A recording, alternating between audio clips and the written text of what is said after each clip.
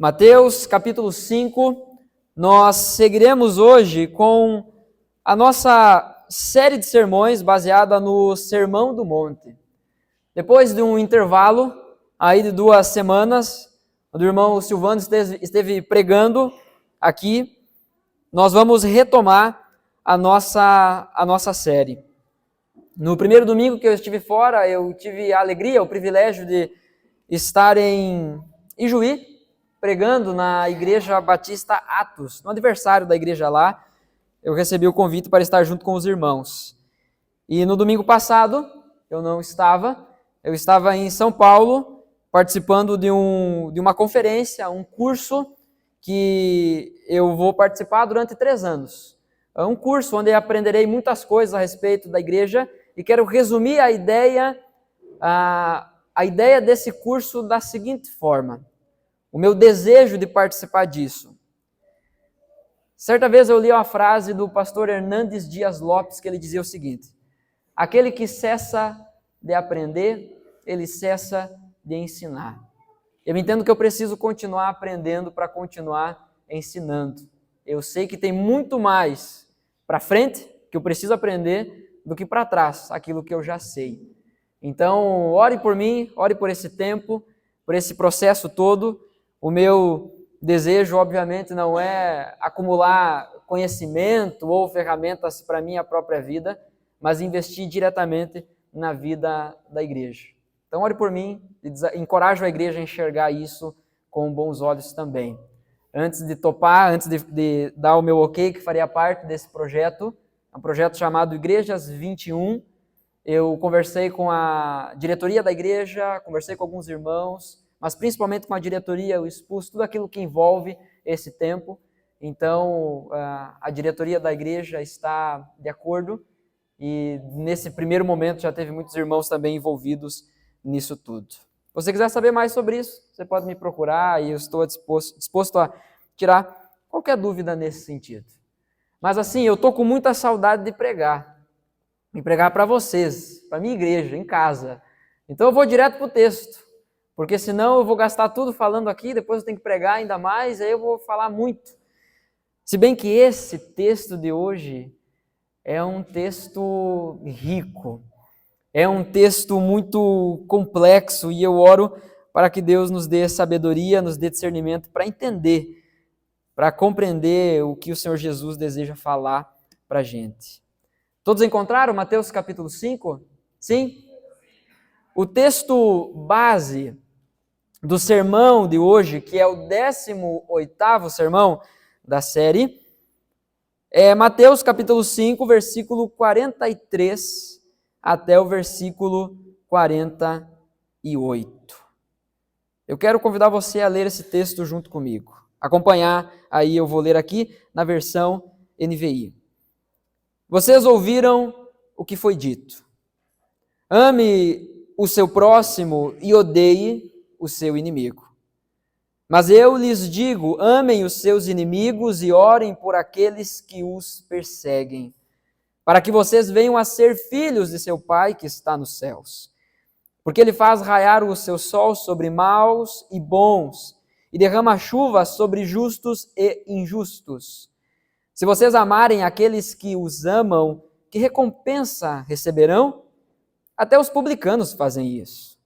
E se saudarem apenas os seus irmãos, o que estarão fazendo demais? Até os pagãos fazem isso. Portanto, sejam perfeitos como perfeito é o Pai Celestial de vocês. Vamos orar mais uma vez? Feche seus olhos, por favor. Pai, em nome de Jesus, nós agradecemos a Ti por essa noite, nós agradecemos ao Senhor porque Tu nos trouxe aqui. Cada um de nós, o Senhor decidiu trazer aqui à Tua igreja para ouvirmos a Tua palavra, para ouvirmos a Tua palavra. Livra-me, Senhor, de colocar qualquer ideia minha, de expressar qualquer pensamento meu que esteja distante da Tua verdade. Eu peço a Deus que apesar de mim, apesar das minhas limitações, o Teu Espírito Santo gere novidade de vida em cada um de nós. Em nome do Senhor Jesus, essa é a minha oração E eu oro para que seja a nossa oração. Amém. Amém.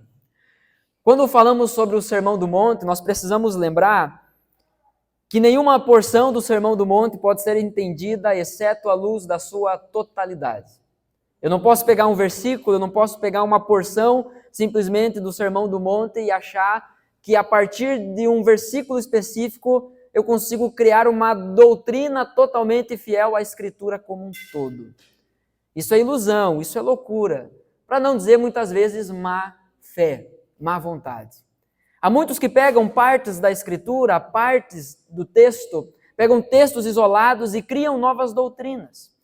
Eles pegam um trecho específico e aplicam da maneira que querem, mas sempre da maneira que melhor atende os desejos do seu próprio coração.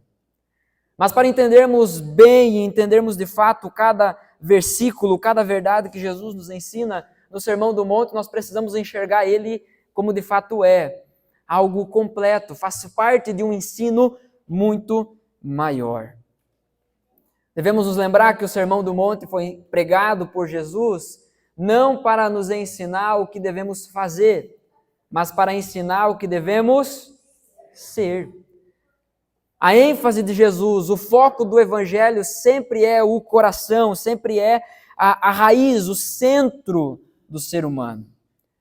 É interessante que de acordo com o início do capítulo 5 de Mateus, multidões seguem Jesus e ele para, ele senta e ele começa a ensinar os seus discípulos. Ele fala aos seus discípulos e a primeira fala dele dentro dessa grande porção chamada Sermão do Monte é sobre talvez o assunto mais desejado, ou melhor, é sobre aquilo que nós mais desejamos: felicidade.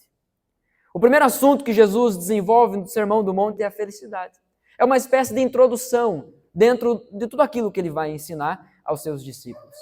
E ele começa dizendo: bem-aventurados os pobres em espírito, porque deles é o reino dos céus. A ideia não é pobre materialmente, tampouco pobre intelectualmente, mas é um pobre em espírito. É aquele que entende que ele precisa, que ele carece de Deus.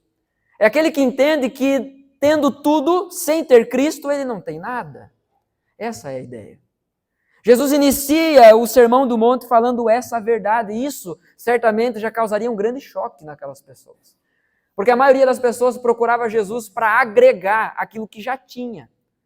Mas não iam a Jesus como quem não tinha nada e precisava de tudo e encontraria esse tudo em Jesus. É por isso que o Sermão do Monte é tão desafiador, é por isso que o Sermão do Monte ele bate, ele machuca muito o nosso coração.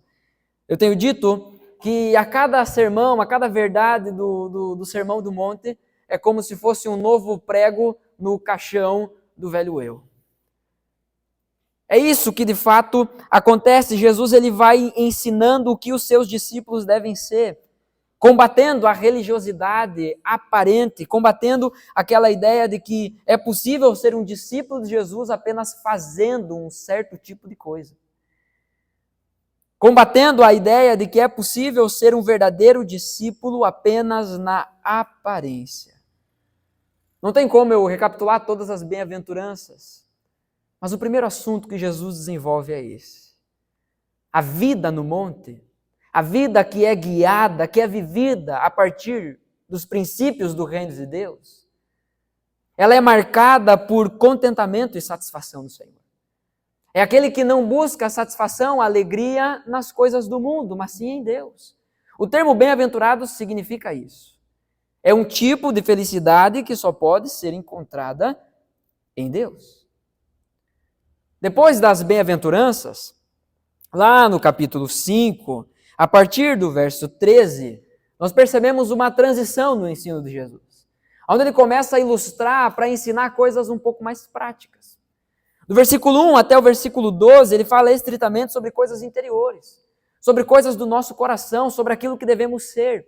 E a partir do versículo 13, então, ele começa a nos desafiar a manifestar aquilo que somos. Faz considerações mais práticas e específicas sobre a nossa vida, sobre essa vida regida pelos princípios do Sermão do Monte. Jesus inicia essa nova parte, esse novo trecho do Sermão do Monte, usando aquelas duas belas ilustrações. Vocês são sal da terra, vocês são luz do mundo. A ideia de que o sal não cumpre seu propósito dentro do saleiro, ele precisa sair e salgar, ele precisa sair e se gastar. Um sal bem usado é aquele sal que ele é absorvido, que ele desaparece. Exceto o sal grosso que você bota no churrasco, que você vai convidar o pastor para ir comer. Aquele é outro tipo de sal. Mas a ideia do sal comum, do dia a dia, ele é absorvido, você não enxerga o sal. Se quando você for ali fritar o arroz e preparar o arroz, você enxergar o sal no arroz, significa que você botou demais. Exagerado. A luz, da mesma forma, se a luz ela não é acesa, se a luz permanece dentro de uma caixa ou escondida, ela não cumpre seu propósito de iluminar, de mostrar o caminho, ou até mesmo, em alguns casos, aquecer também. Então Jesus está fazendo essa transição daquilo que somos para aquilo que devemos fazer. Em tempos de tantas vozes e ensinos, devemos nos sentar e ouvir aquilo que o Mestre tem para nos ensinar. A partir do verso 17, Jesus começa a lidar diretamente com a lei de Deus, que era tido até então pelas pessoas, pelo povo religioso, como um conjunto de regras, como um código de ética, aquilo que eu faço ou deixo de fazer. Os mestres da lei, os escribas daquela época, eles tinham um conjunto no total de 613 leis. É lei pra caramba. Às vezes a gente não sabe decorar os 10 mandamentos. A gente não lembra o nome dos 12 discípulos. Às vezes a gente até cita um nome que a gente sabe que está na Bíblia, mas às vezes não é o discípulo, pode até ser primo, mas não é o cara. Mas havia 613 leis que os mestres da lei, os escribas, sabiam decor. Mas nem todas essas leis estavam, de fato, na lei que Deus havia inspirado. Muito eram acréscimos que eles mesmos tinham inventado para, de alguma forma, se beneficiar. Então, a partir do versículo 17 do capítulo 5 de Mateus, Jesus começa a lidar diretamente com a lei. E ele diz, eu não vim abolir a lei. Jesus deixa claro que a lei era boa.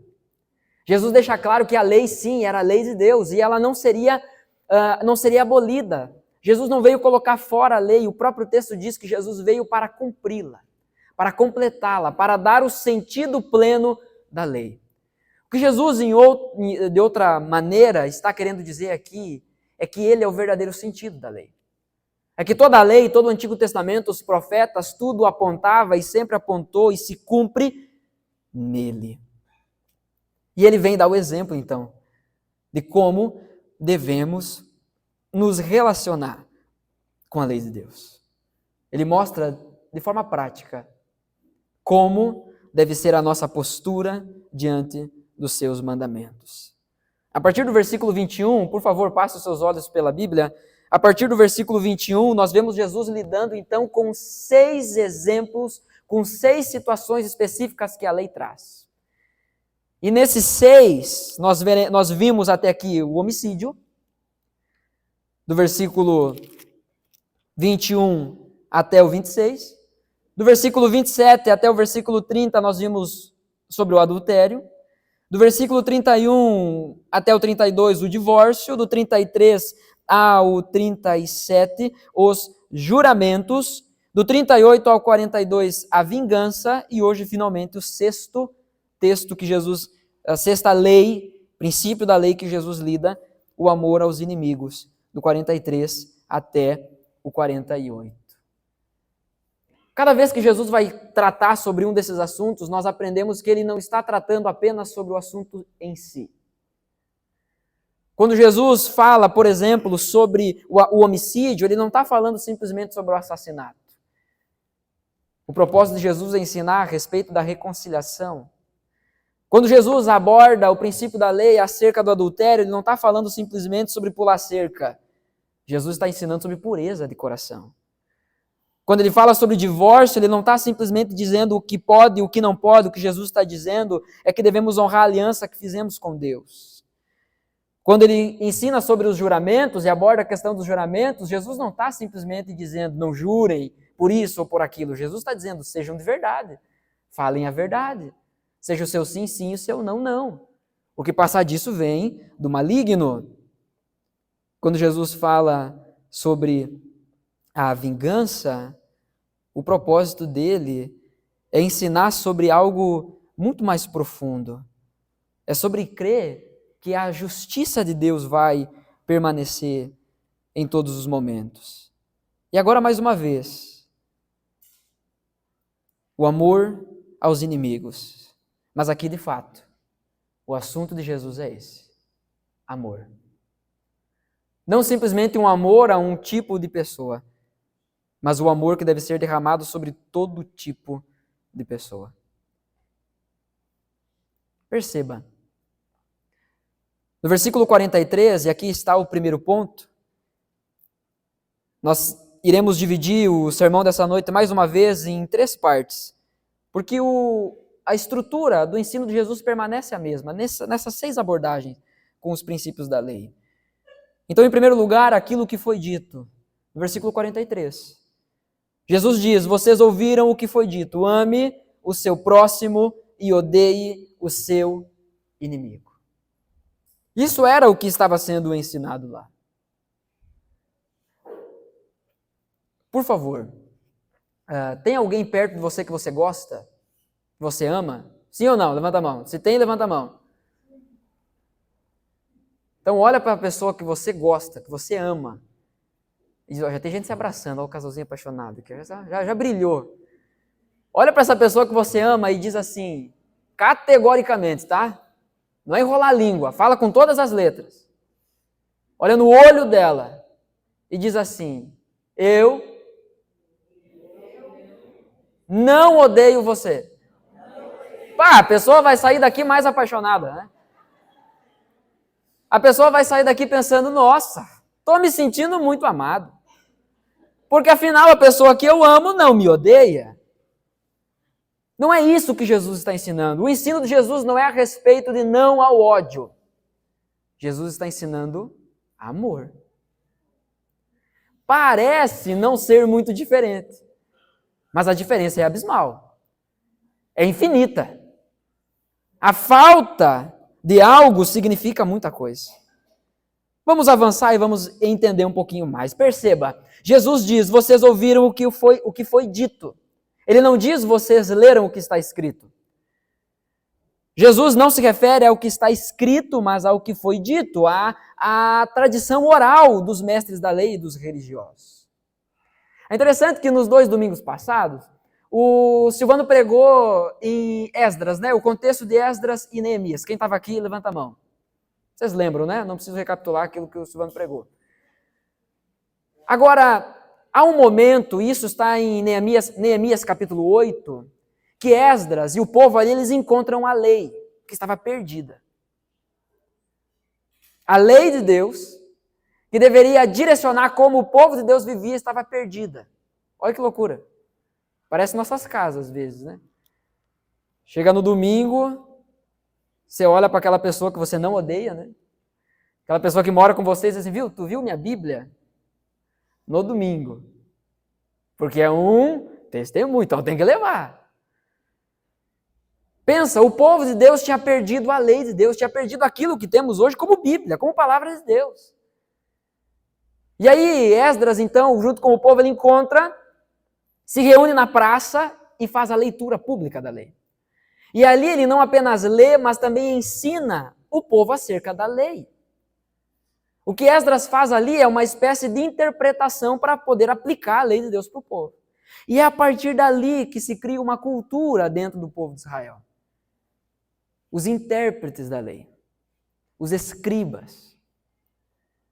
E é ali que começa a abre muito o leque, né? E muitos de má fé, enfim, seja lá qual for a motivação do coração, mas a partir dali começam as escolas, então, de interpretação. Que no período do Novo Testamento, aqui nós vemos isso já um pouco mais consolidado. E uma das coisas que era ensinada, uma das interpretações que era ensinada acerca da lei de Deus era isso. Ame o seu próximo, e isso está na Bíblia, mas odeie o seu inimigo. Só que isso não está na Bíblia. Alguém interpretou a lei de Deus e começou a ensinar isso. O ódio ao inimigo não é ensinado em nenhum lugar da Bíblia. Levítico 19, versículo 18, é um texto que nós já vimos no sermão passado, ou seja, 3 domingos atrás. Diz: não procurem vingança, nem guardem rancor contra alguém do seu povo, mas ame cada um o seu próximo como a si mesmo. Eu sou o Senhor. É muito interessante que no contexto de Levítico, quando Deus está dizendo ao povo o que o povo deveria fazer, frequentemente Deus encerra uma declaração dizendo: eu sou o Senhor. Como quem diz: sou eu que estou mandando. Tem um tipo de conversa que muitas vezes eu preciso ter com a minha filha, e de tempos em tempos isso fica mais intenso. Eu dou uma ordem para ela e ela questiona e eu pergunto para ela: quem manda? Ela diz: é você, papai. Eu digo: então, nem sempre para por aí, né? Seria muito bom, seria perfeito se parasse por aí, ela obedecesse. Mas a ideia é essa: Deus está dizendo: quem manda? Eu sou o Senhor. E essa é a forma que eu digo que vocês devem viver. Perceba, Jesus não está indo contra a lei de Deus, mas contra a interpretação errada da lei de Deus. É isso que ele faz nesse trecho de 6 interpretações erradas da lei de Deus. O ódio ao inimigo não é ensinado em nenhum lugar da Bíblia. No contexto do Antigo Testamento, as guerras não eram ordenadas por Deus sendo movido por caprichos das pessoas. Deus diz que nós não devemos odiar, ou a Bíblia não diz que devemos odiar os nossos inimigos. Mas como que Deus mandava fazer guerra? Mas não era por capricho das pessoas. Não era, por exemplo, o seu emir não gosta de alguém, aí o seu emir vai e ora para Deus e Deus diz: tá bom, agora eu vou mandar o meu povo matar aquele outro povo só porque tu não gosta deles. Não. É claro que esse assunto é um pouco mais amplo e podemos tratar ele com um pouquinho mais de cuidado no outro momento.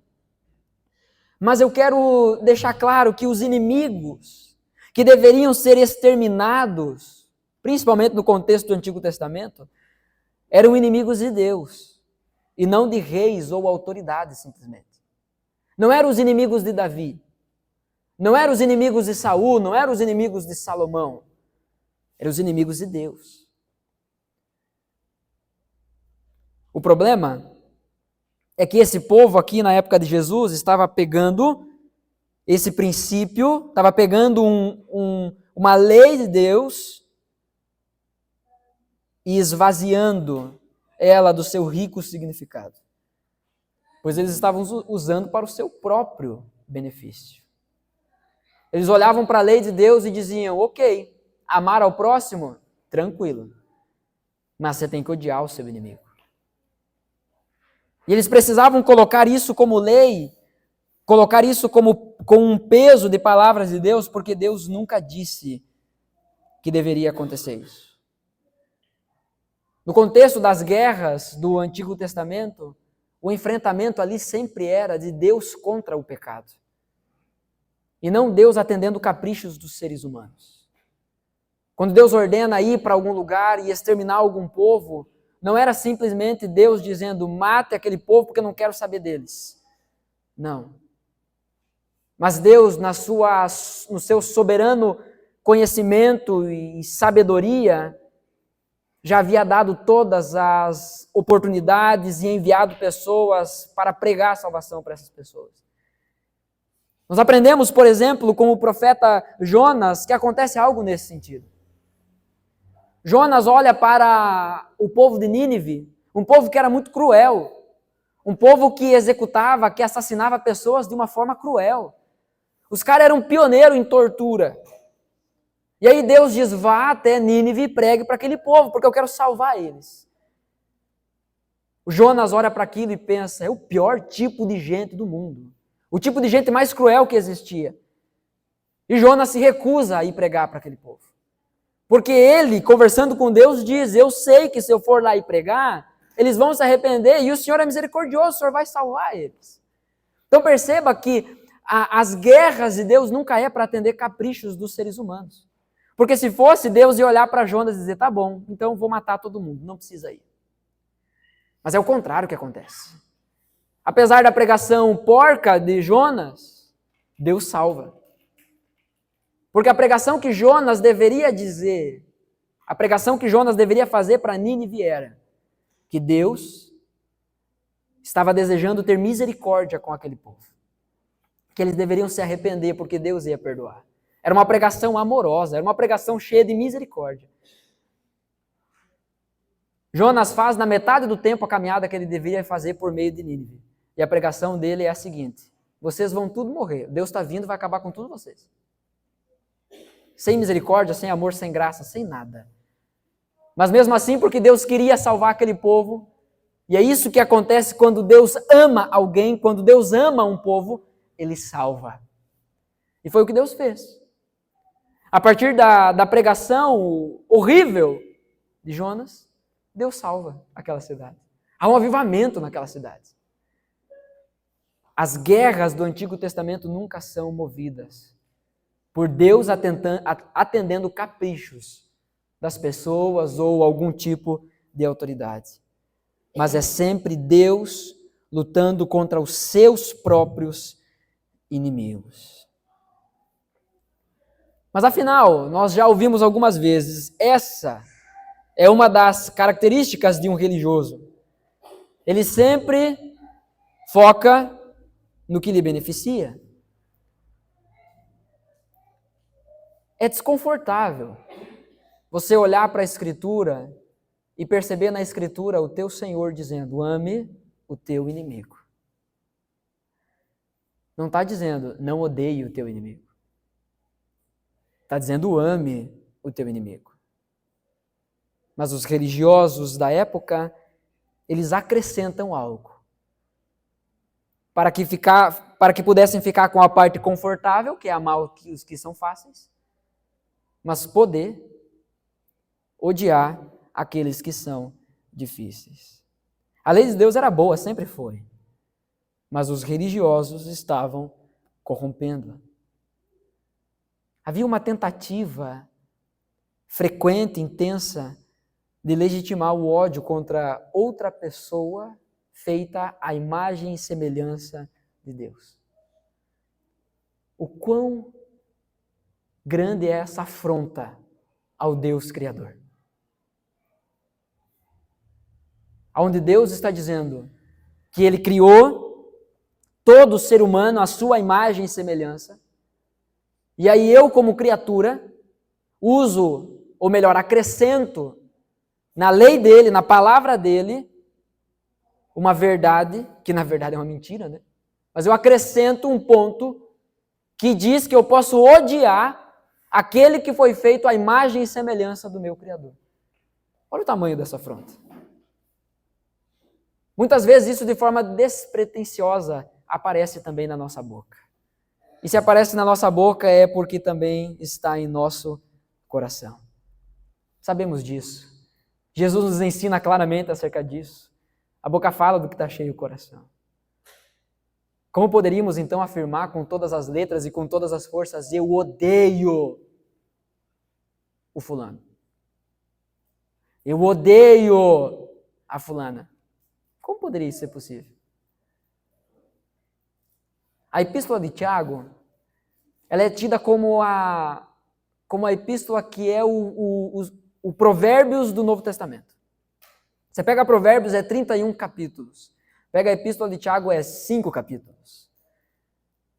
É profundamente prático. E Tiago ensina acerca disso. Ele fala, meus irmãos, por acaso, pode jorrar da mesma fonte água doce e água salgada? Pode de uma árvore, de uma figueira, produzir, sei lá, maçã? Da mesma forma, de um coração que ama a Deus, não pode sair coisas que refletem ódio à sua criação. Entre nós, não deve ser assim. Entre o povo de Deus, não pode ser assim. E o amor sempre foi a marca do povo de Deus. Mas quando tentamos encontrar brechas para agir de acordo com as nossas inclinações pecaminosas, nós estamos sendo nada mais, nada menos do que bons religiosos. Bonitos por fora, mas horríveis por dentro. Isso é o que foi dito. Mas e aquilo que Jesus diz? Vejamos, versículos 44 e 45. Segundo ponto, então, versículos 44 e 45, aquilo que Jesus diz. Mas eu lhes digo, amem os seus inimigos e orem por aqueles que os perseguem. Difícil isso, né? Às vezes a gente esquece de orar por aqueles que a gente ama. Eu não oro nem pelos que eu amo, imagina orar por aqueles que me odeiam. Versículo 45 diz, para que vocês venham a ser filhos de seu Pai que está nos céus. Porque Ele faz raiar o seu sol sobre maus e bons e derrama chuva sobre os justos e injustos. A lei pura, perfeita de Deus não aponta somente para o exterior, mas para as verdadeiras motivações interiores. Ela aponta aponta para o nosso coração. Não é simplesmente não odiar ou não dizer que odeia, mas é sobre aquilo que realmente está no nosso coração. Essa é a área a qual Jesus está atacando, a qual Jesus está se referindo. Atente comigo nisso. Se o Sermão do Monte fosse literalmente um monte, esse seria o ponto mais alto desse monte. É como se até aqui Jesus estivesse subindo com os seus discípulos. E aqui ele chegou no clímax. Aqui ele chegou no ponto mais alto do seu ensino dentro desses 3 capítulos. O que ama os inimigos e ora pelos seus perseguidores revela de quem é filho. Você consegue perceber que a forma como amamos os nossos irmãos revela se de fato temos Deus como nosso Pai? E isso é tranquilo de todos nós aceitarmos. Mas o que Jesus também está ensinando aqui é que aquele que ama o seu inimigo e ora por aqueles que perseguem, esse também mostra quem é o seu Pai. Revela para os outros de quem ele é filho. A NVI, ela não traduz da melhor forma o versículo 45. Tem alguém aí com a tradução Almeida? A NAA, a Nova Almeida Atualizada, e eu acredito que as outras Almeidas também vão traduzir melhor esse texto. Apenas a parte A do versículo 45, que diz, para demonstrarem que são filhos do Pai de vocês que está nos céus. Enquanto a NVI diz, façam isso, amem os seus inimigos e orem pelos que te perseguem, para que vocês se tornem filhos de Deus. A NAA vai dizer, façam isso, amem e orem, para que vocês demonstrem que vocês são filhos de Deus. A tradução que melhor traz a ideia do texto original e da verdade bíblica é a NAA, que fala sobre, fazendo isso, a gente demonstra que somos filhos do nosso Pai que está nos céus. Por que é importante considerar isso? Porque se lemos o texto assim, como eu disse, o nosso erro muitas vezes é ir com pressa para o texto. Se olharmos o texto apenas dessa forma, poderemos criar uma doutrina, uma ideia de que se eu fizer determinado tipo de coisa, então a partir disso, o resultado é eu me tornar outra coisa. Se eu fizer aquilo que está escrito aqui, uma ação, então eu me tornarei filho de Deus. Como uma consequência das minhas atitudes, como uma recompensa porque eu fiz algo certo. Mas nós sabemos que isso está longe de ser um ensino fiel da Escritura. A ideia de que devemos fazer algo para conquistar a nossa salvação, ela é completamente contrária ao Evangelho. O Evangelho é a boa nova. O Evangelho é graça de Deus. João capítulo 1, versículo 12 e o versículo 13 diz: contudo, os que o receberam, aos que creram em seu nome, deu-lhes o direito de se tornarem filhos de Deus. Deu-lhes o direito. Esse direito foi dado. Ele não foi conquistado. Foi dado. Mas o versículo 13 ainda deixa mais claro isso. Os quais não nasceram por descendência natural, nem pela vontade da carne, nem pela vontade de algum homem, mas nasceram de Deus. Então nós não nos tornamos filhos de Deus porque fazemos A, B ou C bem certinho. Na verdade, quando fazemos A, B ou C bem certinho, isso só revela o que nós somos. Só demonstra quem somos e quem é o nosso Pai. Aliás, você deve concordar comigo que não faz sentido existir um mandamento sobre odiar o inimigo. Porque isso é natural. Ou alguém precisou ensinar você a odiar o seu inimigo. Alguém precisou ensinar você a odiar uma pessoa que não gosta de você. O nosso ímpeto é esse. A nossa inclinação natural é essa. É odiar aqueles que não nos amam, aqueles que nos fazem algo de mal, algo de ruim.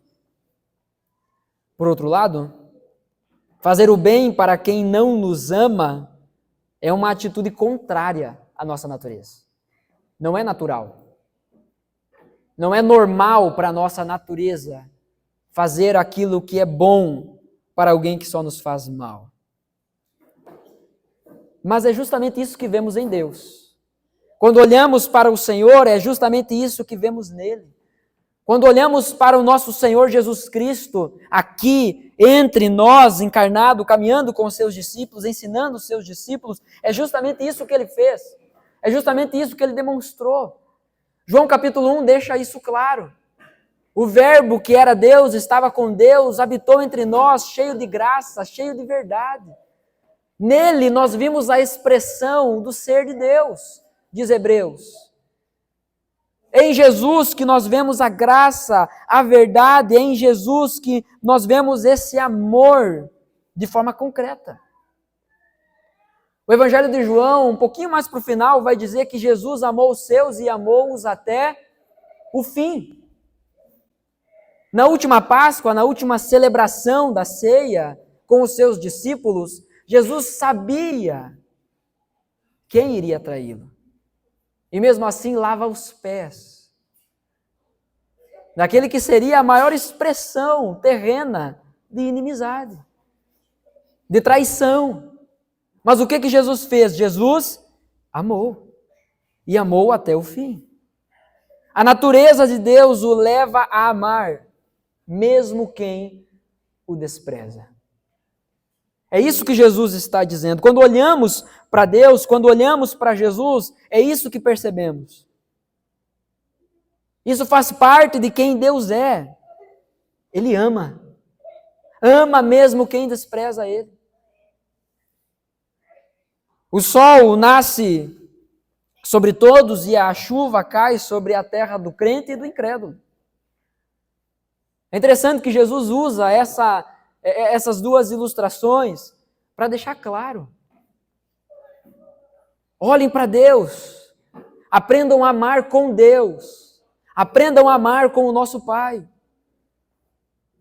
Ele não usa o sol para aquecer apenas aqueles que amam a Ele. E Ele não derrama chuva no momento certo apenas para aqueles que o buscam. Mas Ele faz isso, diz o texto, tanto para os que creem, tanto para os que não creem. Isso é chamado de graça comum.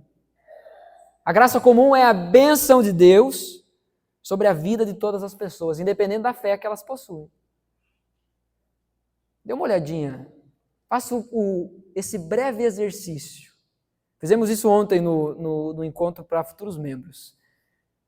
Dê uma olhadinha para trás, seus anos para trás, e perceba o quanto Deus já te amou, mesmo antes de você saber disso. Quantas situações você já viveu que hoje, olhando para trás, você percebe, Deus estava lá, me cuidando, me amando, e tudo o que eu direcionava a Ele era desprezo, era negação, muitas vezes zombaria. Brinquei com os irmãos aqui ontem. Eu era esse tipo de gente, eu era o tipo de adolescente antes da conversão, que eu passaria aqui na frente da igreja, por exemplo, e eu daria um jeito de aloprar com o culto que está acontecendo aqui dentro. Eu desprezava, eu zombava, eu detestava, eu odiava igreja, as coisas de Deus. Brinquei com eles ontem dizendo, hoje estou aqui, encorajando vocês a ser parte da igreja. É uma obra que somente Deus pode fazer. Mas faça esse exercício, olhe para a sua vida e perceba como Deus há muito tempo tem olhado para você. Olhe e perceba como Deus tem amado você mesmo quando todas as pessoas te abandonam. É claro que isso não significa que não há diferença entre o amor de Deus para com os que creem e os que não creem. Existe a graça comum, que é a bênção de Deus sobre a vida de todas as pessoas, independente da fé que possuem. Mas a graça específica ou a graça especial, se você for pesquisar sobre isso, você vai encontrar também o termo graça salvífica. É o tipo de relacionamento com Deus que só experimenta aqueles que creem nele. Aqueles que desfrutam de um relacionamento verdadeiro e profundo com Ele. O que Jesus está ensinando aqui, irmãos, é que o verdadeiro discípulo responde ao ódio com amor. Romanos capítulo 12, versículos 20 e 21 diz isso. Quando Paulo está ensinando a respeito da vingança, ele está dizendo, não façam aquilo que é mal. Ele diz no versículo 20, pelo contrário, se o seu inimigo, não é se o seu desconhecido. Se a gente tratar aqui o inimigo como um personagem abstrato, um desconhecido, nós estaremos fazendo a mesma coisa que os fariseus. O que o texto está ensinando, o que a verdade bíblica está ensinando é quando o seu inimigo. E nesse contexto aqui o inimigo podia ser muito bem alguém que momento antes estava batendo na tua porta para matar você pela sua fé. Para prender você, para torturar. E o ensino que a Escritura nos traz é, se o seu inimigo tiver fome, dele de comer. É fácil chamar os que a gente ama para comer com a gente, né? A gente gosta, a gente ama isso. Na hora da refeição, a gente agradece muito mais pela companhia do que pela comida. É bom comer com aqueles que amamos. Mas se o seu inimigo tiver fome, dele de comer. Se tiver sede, dele de beber. Fazendo isso, amontoará brasas vivas sobre a cabeça dele. O quanto confortável seria ter brasas vivas sobre a cabeça. Essa é a ilustração específica que o texto usa. Versículo 21 de Romanos 12 diz, não se deixem vencer pelo mal, mas vençam o mal com o bem. Como que o verdadeiro discípulo de Jesus responde ao ódio direcionado a ele? Com indiferença? Com mais ódio? Com raiva? Com vingança? Não. Com amor. Quando somos feridos, sangramos e sangramos em amor. Essa é a ideia. Quando Jesus escreve em Apocalipse a carta à igreja em Esmirna, ele fala sobre o sofrimento que aquela igreja sofria. Mas ele fala sobre a igreja sendo ferida e na medida em que é ferida, ela exala o bom perfume de Cristo. Jesus está ensinando que o verdadeiro discípulo responde à perseguição com oração. Ele responde ao ódio com amor. E ele responde à perseguição com oração. Atos capítulo 7, a partir do versículo 54, é um texto longo, então eu não vou ler todos os versículos, eu vou contextualizar aqui para sermos objetivos. O que está acontecendo é o grande homem de Deus, Estevão, pregando diante dos líderes, dos mestres da lei, pregando para aqueles que haviam crucificado Jesus Cristo. E ele prega e na sua pregação ele ensina, ele faz um grande panorama de toda a narrativa do povo de Deus.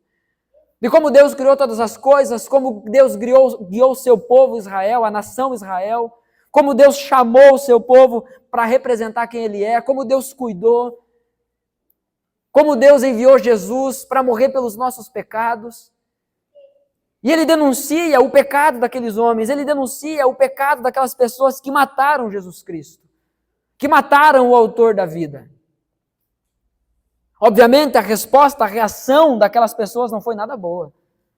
Então, Atos 7, a partir do versículo 54, eu quero ler e diz assim: ouvindo isso, ouvindo aquilo que para eles era um desaforo, ficaram furiosos e rangiam os dentes contra ele. Você já se deparou com alguém assim?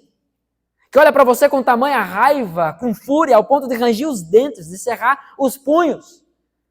Era essa a postura das pessoas diante de Estevão, a partir da sua pregação. Ouvindo isso, ficaram furiosos e rangiam os dentes contra ele.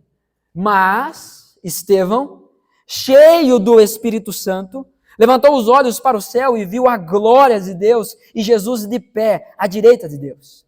E disse: vejo o céu aberto, o Filho do Homem de pé, à direita de Deus.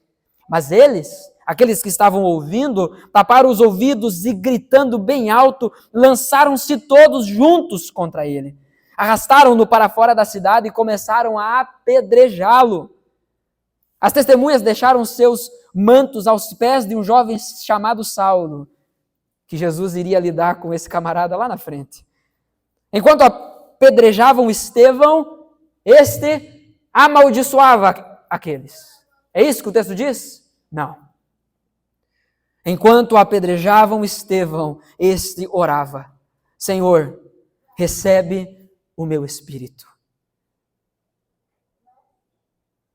Então caiu de joelhos e bradou: Senhor, não os considere culpados desse pecado.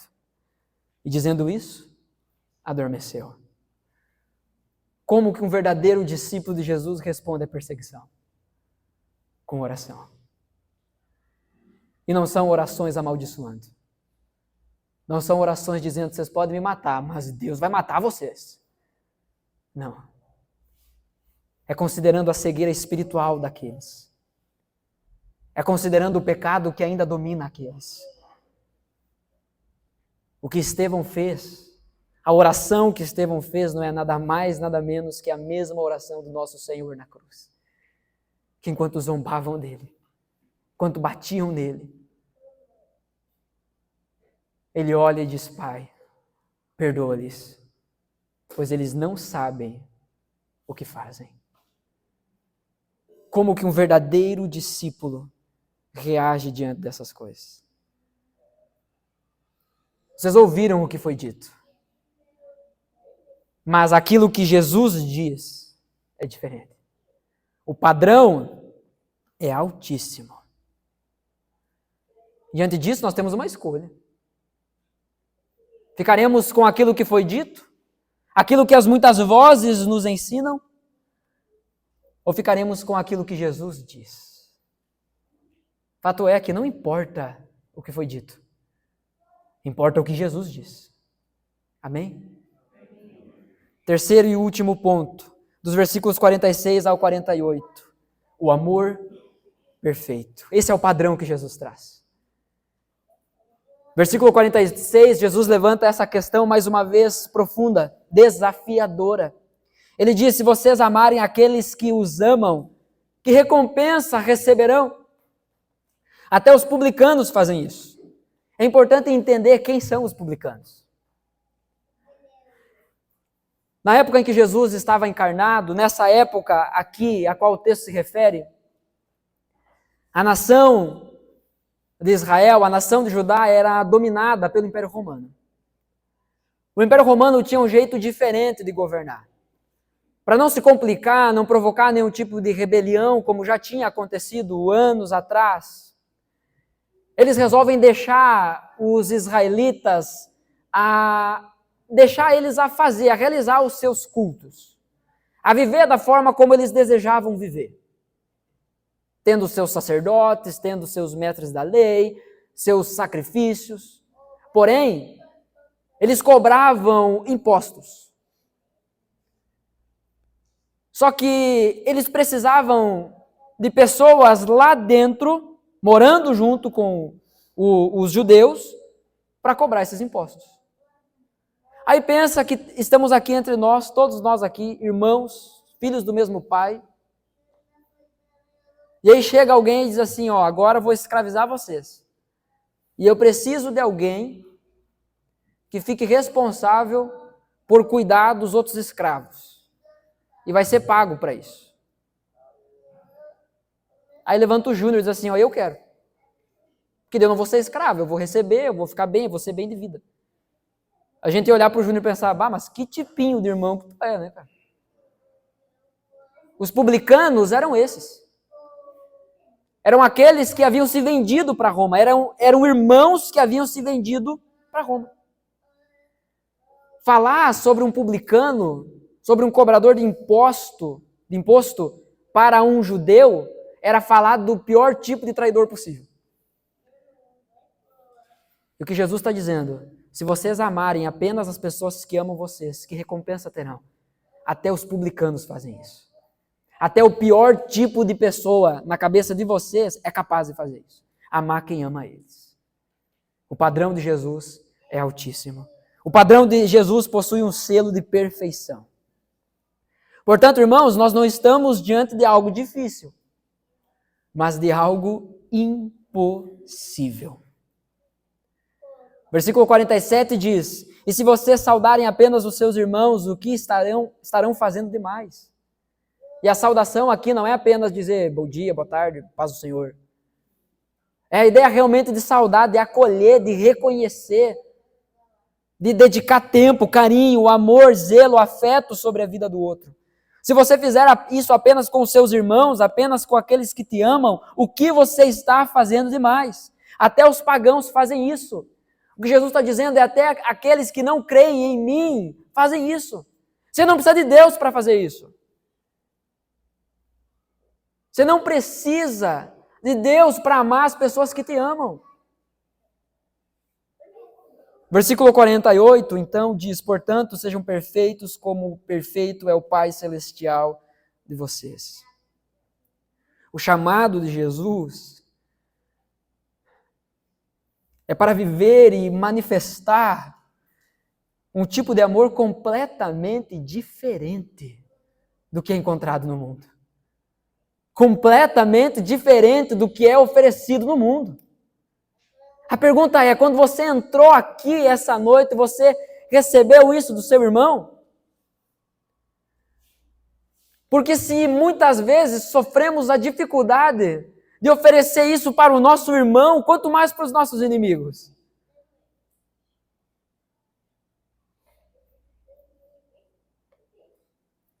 O nosso esforço deve ser para demonstrar esse amor a todas as pessoas. É o esforço das quase gêmeas que estavam na porta hoje nos recebendo, vocês viram? A Kátia e a Mari. É abraçar. Mas é mais do que isso. É inadmissível que as pessoas entrem na nossa igreja e saiam sem ser amadas. E isso é muito mais do que ser bem recebido. Então a pergunta é, por quem que você vai orar no final do culto? Não, eu vou orar aqui no meu coração, eu e Deus, Deus sabe, faz favor, deixa de ser sem vergonha. Nós já passamos do ponto onde Jesus ensina aquilo que somos apenas para nós, no nosso interior. O que Jesus está ensinando agora é aquilo que se manifesta aquilo que se concretiza a partir daquilo que Ele colocou dentro de nós. O que Jesus está nos chamando para viver é completamente diferente daquilo que é encontrado no mundo. É um amor que não simplesmente concorda com tudo, mas que aponta o erro e ajuda a lidar com o erro e também com as consequências do erro. Não é um julgamento distante, frio, mas é amor. Amar um amigo é algo confortável e na maioria das vezes é recíproco. Você ama e você é amado de volta. É fácil.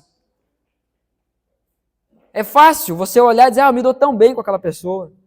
Às vezes tem pessoas que você fica anos sem ver, sem encontrar, e quando você encontra, parece que viu ontem. Isso não é bom? É muito bom. Mas é para além disso que nós estamos sendo chamados. Agir como todo mundo age pode até trazer recompensa, mas não a recompensa de Jesus. Você pode viver bem, amando muito bem as pessoas que amam você. Isso vai te trazer recompensa. Se você não amar de volta as pessoas que te amam, tua vida vai ser uma desgraça. Traz recompensa, sim. Mas viver apenas nisso nos afasta de um tipo de recompensa que Jesus está nos prometendo. A verdade é que muitos crentes se orgulham em amar os irmãos. Não, essa igreja é amorosa. Nós amamos uns aos outros, mas odeiam os incrédulos perseguidores. Olham para os de fora e odeiam, desprezam, tiram para nada. Olham para aqueles que estão do lado de fora da fé e tratam como, usando a expressão que Jesus ensinou, racá. É um menos do que nada. Se existir ou não existir, tanto faz. É fácil amar aqueles que acreditam no casamento e na família como nós acreditamos. É fácil amar aqueles que concordam com a gente a respeito do que é pecado e do que não é pecado. É fácil amar essas pessoas. Mas é justamente aquele que odeia e persegue o evangelho que necessita do amor extraordinário de Deus. Porque o que Jesus está ensinando aqui é isso. É um estilo de vida extraordinário. Sobrenatural. Dietrich Bonhoeffer, escrevendo sobre esse texto, ele diz o seguinte: um equivocado amor ao pecador está bem próximo do amor ao pecado.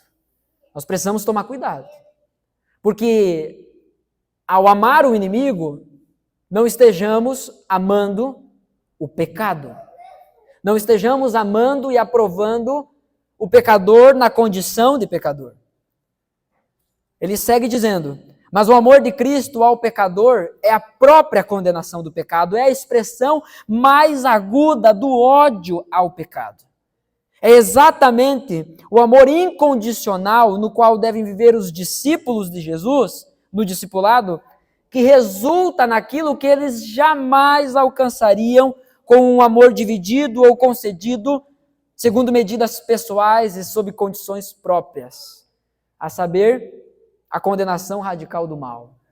De forma objetiva, o que esse camarada está ensinando? Ele está dizendo que a melhor forma de odiarmos o pecado, de odiarmos o mal, é amar com o amor de Cristo. A expressão mais radical de ódio ao pecado é o amor de Cristo. Se ficarmos furiosos, cerrarmos os dentes, fecharmos os punhos, fizermos cara feia, ainda assim não estaremos odiando ou manifestando ódio ao pecado da forma como deveríamos. O nosso ódio ao pecado, porque Deus odeia o pecado, então devemos também odiar o pecado. A forma como devemos odiar o pecado é amando com o amor de Cristo. Sendo assim, nós não devemos concordar com o pecado, mas derramar o mesmo amor que foi derramado sobre nós. Romanos capítulo 5, versículo 10 diz: se quando éramos inimigos de Deus, fomos reconciliados com Ele mediante a morte de seu Filho, quanto mais agora, tendo sido reconciliados, seremos salvos por sua vida. Atente para isso, por favor. Ouça isso, por favor. Todos nós éramos inimigos de Deus por causa do pecado, mas Ele decidiu nos amar e nos salvar. Como poderíamos nós odiar o pecado, sendo que o único que poderia fazer isso decidiu amar? Como nós poderíamos odiar o pecador, odiar o inimigo, sendo que o único que poderia fazer isso decidiu amar? Sejam perfeitos como o Pai de vocês é perfeito. É essa expressão de amor que Jesus está ensinando que devemos ter. Ser perfeito como o nosso Pai não tem a ver primariamente sobre fazer todas as coisas certas. A perfeição do nosso Pai será revelada através de nós, quando houver em nós o mesmo amor que há nele. Você consegue entender que você era inimigo de Deus? Jesus conta uma parábola interessante. Eu não anotei aqui, então não vou lembrar a referência agora de cabeça. Mas ele conta a seguinte parábola, a seguinte história. Ninguém, antes de construir uma torre, antes de fazer isso, ele senta, ele calcula quanto vai gastar para ver se vai conseguir completar a construção. Caso contrário, ele vai iniciar e não terminando, vai ser envergonhado. Da mesma forma, diz Jesus, nenhum rei se coloca em guerra contra um outro rei, sem antes analisar se tem condições de vencer essa guerra. Nenhum rei que tem 5.000 homens vai contra um exército de 10.000 sem antes ter a certeza que vai conseguir fazer uma estratégia para vencer. Se ele tiver a certeza que vai perder, ele envia um agente de paz, um mensageiro de paz. O camarada vai lá, uma bandeirinha branca, como a gente vê nos filmes, né? Chega lá no outro rei e diz assim, nós nos rendemos. Não mate o mensageiro. Nós nos rendemos. Não precisa ninguém morrer, nós vamos ser teus escravos. Agora imagine que nós temos desse lado um exército de 5.000, que deveria mandar o mensageiro de paz dizendo, nós nos rendemos, senão vamos morrer. E nós temos do outro lado esse exército com 10.000. E do esse lado o outro exército poderia estar pensando, só vem que nós vamos jantar tudo vocês. Certamente venceria. Certamente ganharia a batalha. Mas o que acontece? O que Jesus está ensinando com essa parábola? É que é esse exército que certamente ganharia a batalha, envia um mensageiro de paz, dizendo, eu não vou matar vocês. Eu quero que vocês sejam parte do povo. Não escravos, mas que vocês sentem à mesa nesse reino. Comam e bebam do melhor, é tudo de vocês. É isso que Deus em Cristo Jesus faz conosco. Certamente essa batalha nós perderíamos.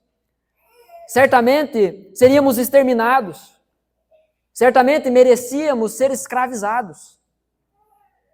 Mas quando éramos inimigos de Deus, por conta do nosso pecado, Deus amou o mundo e enviou o Filho dele, para que todo aquele que nele crê não pereça, mas tenha vida eterna. Não para ser tratado como escravo, mas para ser tratado como um filho. Quando Jesus está conversando com os seus discípulos, ele diz que entregaria a vida pelos seus discípulos. Ele abre o coração para os seus discípulos, ele ensina verdades acerca do Pai para os seus discípulos. Ele diz: eu não chamo vocês para serem meus escravos, vocês são meus amigos. Vocês sentam à mesa comigo.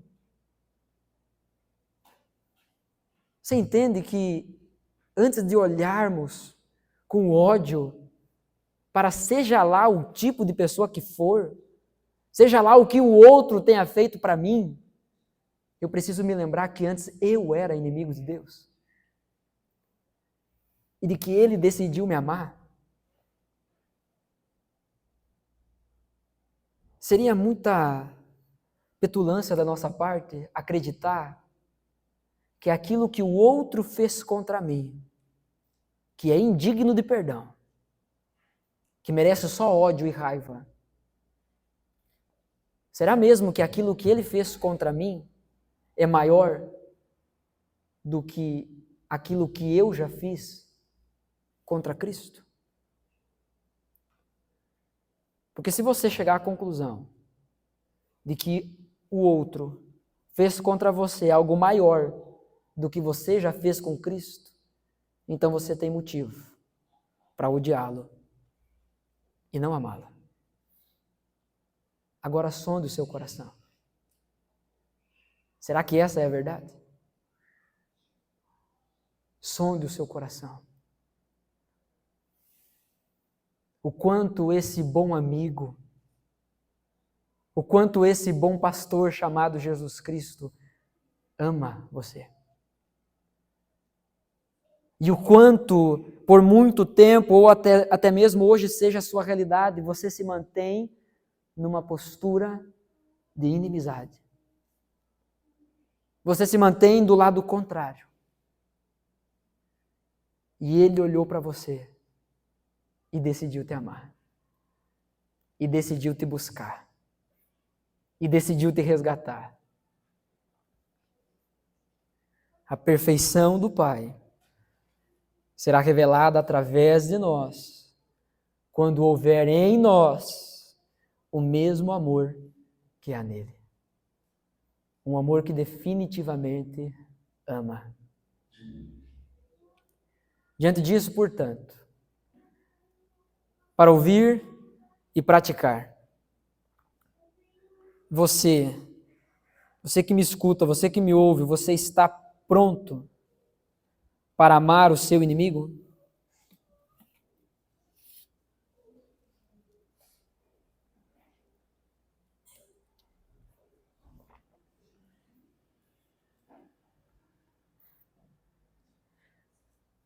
Afinal, foi assim que Deus nos amou. Odiar o inimigo é algo natural.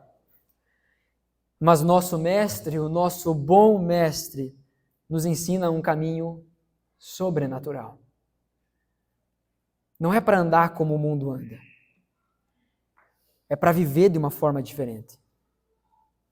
Jesus amou tanto seus inimigos a ponto de morrer por eles.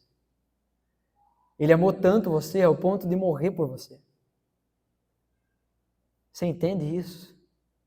Você odiava ele. Por mais que você nunca tinha dito isso. Mas a forma como você vivia, a forma como você trabalhava, a forma como você se relacionava, a forma como você planejava, aquilo que você falava, o que você desejava, tudo isso era uma expressão de ódio a Deus. Tudo isso era o pecado. Mas Ele amou você. Mesmo quando você era inimigo, Ele amou você e morreu. Amou você e morreu por você. Portanto, ore e perdoe seu inimigo, pois essa é a vontade do nosso Pai. Se é que é o nosso Pai. Porque Ele nos chama para amar como Ele ama. Devemos revelar o amor perfeito de Jesus, olhando para as pessoas como alvos da graça e não como alvos do nosso ódio, não como alvos do nosso desprezo. mas alvos da graça. Que através de nós, inimigos se tornem amigos, e amigos se tornem irmãos. Que a casa fique cheia daqueles que antes eram nossos inimigos, como nós fomos uns dos outros e fomos de Deus um dia. E hoje, não somos apenas amigos, somos irmãos. A obra de Jesus na vida dos nossos inimigos não é mais difícil do que a obra que Ele fez nas nossas vidas. Você precisa tomar uma decisão essa noite. Você deseja que esse amor seja real em seu coração? E quando eu digo coração, eu não estou falando apenas de uma forma romântica, de uma forma poética, não, estou falando sobre o centro daquilo que somos. Você deseja que o amor de Cristo, o amor de Deus seja real em sua vida? Pois bem, passa por isso. Talvez hoje você passe a concordar comigo que a cada texto do Sermão do Monte é um novo prego no caixão do velho homem. Não tem como continuarmos vivendo da mesma forma. O nosso Deus nos chama para viver de uma forma mais excelente. Você pode ouvir tudo isso e pensar, muito bonito. É uma mensagem maravilhosa. Mas eu não consigo. Se você reconhecer isso,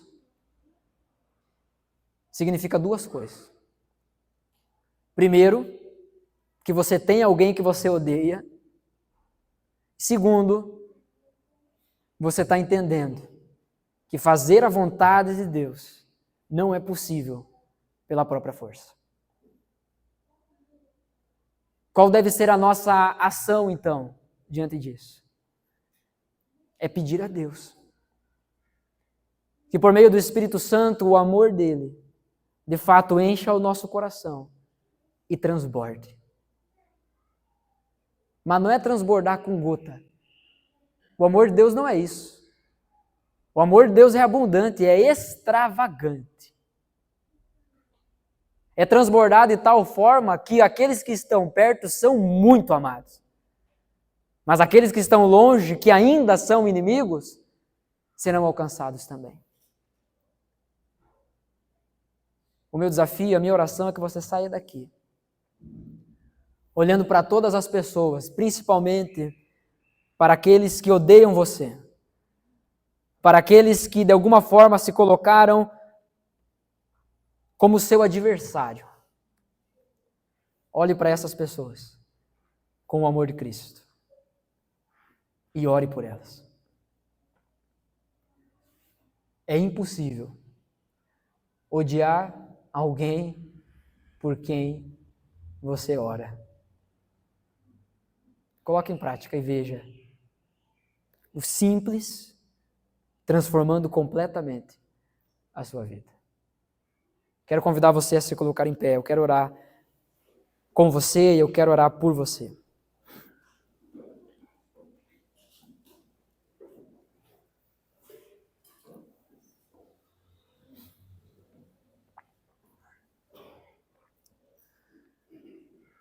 De maneira geral, todos nós fomos feitos à imagem e semelhança de Deus. Isso significa que todos nós apresentamos Deus de alguma forma, simplesmente por existirmos. O problema é que não é só isso. O desejo de Deus, a vontade do nosso Pai, é que através das nossas vidas as pessoas conheçam quem Ele é. As pessoas o amem. As pessoas o desejem. E isso precisa acontecer através das nossas vidas. Há 2 tipos de desafios que eu quero fazer nesse momento. E sempre será esses 2 desafios. Primeiro, você que já ama Jesus. Sim, você que ama Jesus. Deus trouxe você aqui para isso. Você que ama Jesus. Mas em algum momento da tua caminhada, você relaxou. Você parou. Você decidiu que não valia a pena continuar. Você decidiu deixar para os mais novos. Em algum momento, a expressão do ser de Deus, em algum momento, a beleza de Cristo que era vista através da tua vida, por tantas pessoas, parou de ser percebida. E como alguém que é cozido aos poucos, numa água morna, você nem percebeu. Você está aí morrendo e nem percebeu. Mas diante de Deus, com seu coração sendo sondado pelo Espírito Santo, olhe para a sua vida e enfrente a realidade. Você não é. Você não demonstra aquilo que um dia você já foi e demonstrou. A você, Jesus diz: você abandonou o seu primeiro amor. Lembre-se de onde caiu. Arrependa-se e volte a praticar as obras que praticava no início. Ainda não acabou. Tem muitos inimigos de Deus que se tornarão amigos e irmãos através da tua vida. Então, ânimo, irmão. Ânimo, irmã. Volte a olhar para Cristo e a ansiar a ser instrumento dele. Mas o meu segundo desafio é você, que gosta de Jesus, mas você ainda não ama ele. E você sabe que não ama ele. Você gosta de vir na igreja, de vez em quando te convidam. Você gosta de estar aqui, ouvir algumas coisas boas. Se é que amar o inimigo é uma coisa boa. Você gosta de estar cercado de gente simpática. Você gosta de ouvir coisas positivas, porque afinal, estar no meio de gente assim pode trazer algum tipo de benefício para a gente. Mas você não ama Jesus. E você sabe disso. Pois bem, Deus te trouxe aqui para isso. Ele olha para você e mesmo você sendo inimigo dele, ele decidiu te amar. E ele te chama. Ele deseja dar a você uma vida cheia de significado. Portanto, ouça. Ouça Deus chamando você. E renda o seu coração. Não se feche para isso. Pode ser que hoje a vida de verdade comece. Feche seus olhos se você se sentir à vontade. Pai, em nome de Jesus, obrigado pela tua graça, obrigado pelo teu amor, obrigado pela tua palavra, Senhor. Eu quero colocar diante do Senhor as nossas vidas. Quero colocar diante do Senhor o nosso amor, que certamente ainda não é aquilo que deveria ser. Mas nós queremos clamar a Ti, ó Deus, que o nosso desejo é esse. É andar no caminho da perfeição que o Senhor nos deixou. É que enquanto caminhamos e seja lá onde estivermos caminhando, as pessoas enxerguem o Teu amor. Que o nosso amor seja muito mais do que poesia. seja muito mais do que discurso. Que o nosso amor seja algo concreto, seja algo prático, seja algo que é demonstrado mesmo diante do ódio. Seja algo que é demonstrado e que é escancarado mesmo diante da perseguição. Mesmo quando as pessoas tiram a gente para o ridículo. Nós queremos orar e nós queremos amar. Nos ajuda, Senhor, a não olhar para a Tua palavra como um religioso olha. Tentando se beneficiar, tentando criar cláusulas.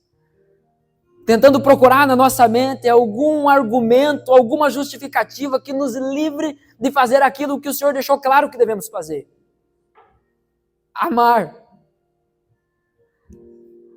Esse é o desejo do nosso coração, Senhor. Amar, Deus. Amar a Ti. Amar o nosso próximo. Aquele que é irmão e aquele que ainda não é. Amar aqueles que são gente boa, mas amar aqueles que são gente ruim. Aqueles que são nossos inimigos. Não porque tratamos como inimigos, mas porque nos odeiam. Nos ajuda, Senhor, a viver isso. A amar de fato o Senhor. A amar de fato o nosso próximo, todos eles. Para que assim, através de nós, o mundo seja alcançado. A casa fique cheia de ex-inimigos, que antes longe, mortos, agora vivos e perto. Antes odiosos, agora amáveis. Antes estranhos, agora mais chegado que irmãos. Faz isso em nós, Senhor. Essa obra é exclusivamente Tua, é somente o Teu Espírito Santo que pode concretizar isso em nosso meio. É somente o Teu Espírito Santo que pode comissionar, que pode empoderar a Tua igreja para sair daqui essa noite vivendo de fato a Tua vontade, Senhor. Amando, amando, amando, como o Senhor nos amou. Amando os amigos, amando os irmãos, amando os inimigos, mas amando. Manifestando o Teu caráter, manifestando a Tua perfeição, manifestando a Tua excelência. É isso que queremos, Senhor. Em nome de Jesus, ouve a nossa oração. Ouve o clamor do nosso coração. Nós queremos ser parecido contigo. Nós queremos ser como Cristo. Faz isso em nós, Senhor, em nome de Jesus.